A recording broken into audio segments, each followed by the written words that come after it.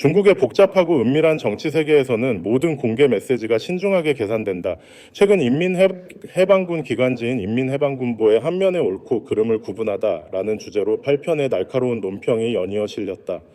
표면적으로는 간부의 도덕적 수양에 관한 이야기처럼 보이지만 개혁 문건의 지연된 발표와 당 규율 처벌 규정의 개정과 맞물리며 단순한 우연으로 치부하기 어렵다. 이 건조한 문장 뒤에는 정교한 정치적 수싸움이 숨어 있는 것일까? 중남해에서 권력의 절대성을 둘러싼 세력 간의 암묵적 도전과 권력 이동의 전조가 감지되고 있는 것일까? 인민해방군보의 연속 논평 숨겨진 메시지 5월 30일부터 6월 8일까지 인민해방군보는 옳고 그름을 구분하다라는 주제로 8편의 논평을 연달아 게재했다. 이 논평들은 간부의 성장 이익과 손실, 사회적 관계, 개인 취미 가정, 풍속, 권력과 감독 충성심 등 다양한 주제를 다루며 표면적으로는 당원과 간부의 도덕적 수양을 강조한다. 그러나 이는 단순한 도덕 강령이 아니라 중국 정권 내부의 비정상적인 현상을 우회적으로 비판하는 은유적 표현으로 읽힌다. 5월 30일 논평 성장과 진보를 올바르게 대하는 법, 옳고 그름을 구분하다라는 승진만을 진보의 유일한 기준으로 삼는다면 큰 실망을 피하기 어렵다고 지적하며 큰 나무에 의존하거나 실력보다 인맥 능력보다 배경을 우선시하는 부정적 관행을 비판했다. 이는 군 내부뿐 아니라 중국 정권 전체를 겨냥한 것으로 최근 군 고위 간부의 해임 사태와 연관지어 해석된다.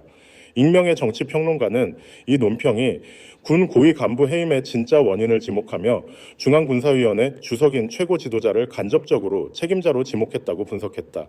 최고 지도자를 겨냥한 비판 5월 31일 논평 이익과 손실을 올바르게 대하는 법, 옳고 그름을 구분하다는 인생은 어둠과 이름의 순환이라며 개인적 발전만을 추구하고 전체 임무를 소홀히 하면 공영에 처한다고 경고했다.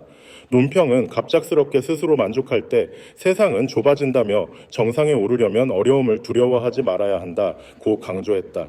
평론가는 이 문장이 최고 지도자의 독점적 지위를 겨냥하며 그의 권력 정점이 끝나고 후계자가 준비되고 있음을 암시한다고 해석했다. 6월 1일 논평 사회적 관계를 올바르게 대하는 법, 옳고 그름을 구분하다는 사회적 관계의 원칙과 한계를 강조하며 이를 넘어선 관계는 파괴된다고 경고했다. 뇌물과 직책 매매를 사회적 관계로 완곡히 표현하며 해임된 간부들의 부패 행위를 우회적으로 변호하는 듯한 뉘앙스를 풍긴다. 논평은 파벌주의 개인적 의존 소규모 서클 형성을 비판하며 최근 해임된 묘하 미야오호와 같은 인물이 최고 지도자의 측근이었다는 점을 암시했다. 충성의 재정의와 책임 전가, 6월 2일 논평 전후회를 올바르게 대하는 법, 옳고 그름을 구분하다라는 전후가 이익이나 세력에 기반한 관계가 아닌 생사를 함께하는 동지여야 한다고 강조했다.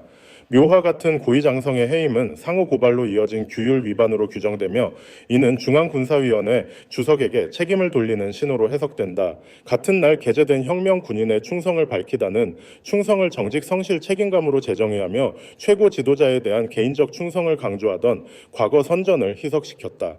또 다른 논평편은 때에 맞춰 움직인다는 농업과 무관한 정치적 메시지로 당 지도부의 붕괴와 재정립을 촉구하는 상징적 표현으로 읽힌다. 특권과 권력 남용 비판 6월 4일과 5일 논평은 각각 개인 취미와 가정 풍속을 다루며 간부의 취미가 부패의 구실이 되거나 가족의 특권이 사회에 해를 끼친다고 비판했다. 아내와 자녀의 특권이라는 표현은 최고 지도자의 부인 펑리위안 팽리유엔의 군내 영향력 논란을 겨냥한 것으로 보인다. 6월 6일 논평 권력을 올바르게 대하는 법은 권력이 이익과 결합하면 변질된다고 경고하며 6월 8일 논평 감독과 제약을 올바르게 대하는 법은 감독받지 않는 권력은 부패로 이어진다며 최고 지도자의 절대적 권력을 정면으로 비판했다. 개혁 문건의 갑작스러운 공개 6월 10일과 11일 인민해방군보는 중앙판공청과 국무원판공청 명의로 민생 개선과 심천 개혁 시범을 다룬 문건을 한면에 실었다. 이는 1992년 덩샤오핑의 남순 강화 이후 인민해방군보가 개혁을 지지하며 장점인 장제민을 압박했던 전례를 연상시킨다. 평론가는 현재 장유샤가 궁원을 장악하고 원로 세력과 연합해 개혁 깃발을 다시 들고 있으며 최고 지도자의 권력이 약화되고 있다고 분석했다. 당원 처리 규정의 변화 5월 26일 신화사는 당원 처리 절차 규정을 개정한 문건을 공개했다. 이는 중앙정치국 회의 없이 중앙판공청이 발행한 중대한 문건으로 중앙기율검사위원회의 권한을 축소하고 기층기율검사위원회의 역할을 강화했다. 이는 최고 지도자가 기율검사위를 이용해 정적을 제거하던 관행을 차단하는 조치로 궁원 약화와 함께 그의 정치적 도구가 무력화되고 있음을 시사한다. 지연된 문건의 의미, 최근 베이징은 당 중앙과 국무원 명의로 체제 개혁, 현대 기업 제도 민생 개선 관련 3개 문건을 공개했다. 이 문건들은 2024년 8월, 9월, 2025년 5월로 날짜가 찍혀 있으며 지연된 공개는 당 내부 노선 투쟁의 승패가 갈린 결과로 해석된다.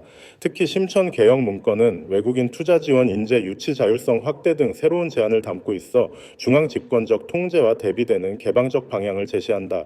이는 최고 지도자가 이끄는 중앙개혁위원회가 배제된 신호로 읽힌다. 국유기업 개혁의 모순 5월 26일 공개된 중국 특색 현대기업 제도 완성 문건은 당의 지도력을 강조하면서도 시장 메커니즘과의 결합을 탐색하라고 제안했다. 그러나 당 체제가 유지되는 한 국유기업의 실질적 개혁은 어렵다는 회의적 시각이 지배적이다. 민간 기업에 대한 통제 완화 제안은 경제 위기 속 새 지도부의 불가피한 타협으로 보인다. 민생 문건의 지연과 정치적 갈등 6월 9일 공개된 민생 개선 문건은 2025년 5월 작성된 것으로 3개월 지연 끝에 발표되었다. 이는 당 중앙의 마비 상태와 원로 세력의 실질적 권력 장악을 반영한다.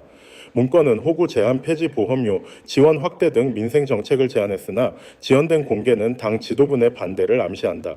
결론 중남해의 새로운 권력 중심, 인민해방군보의 논평 당 규율 규정 개정 지연된 문건의 일제 공개는 중남해 권력 중심의 중대한 변화를 시사한다. 최고 지도자의 권력은 더 이상 불가침이 아니며 군과 원로 세력의 후원을 받은 새로운 권력 중심이 부상하고 있다.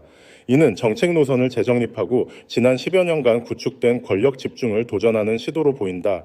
이 정치적 수싸움은 아직 결론에 이르지 않았지만 연이은 움직임은 중국 정계가 깊은 변동의 시기로 접어들었음을 분명히 보여준다.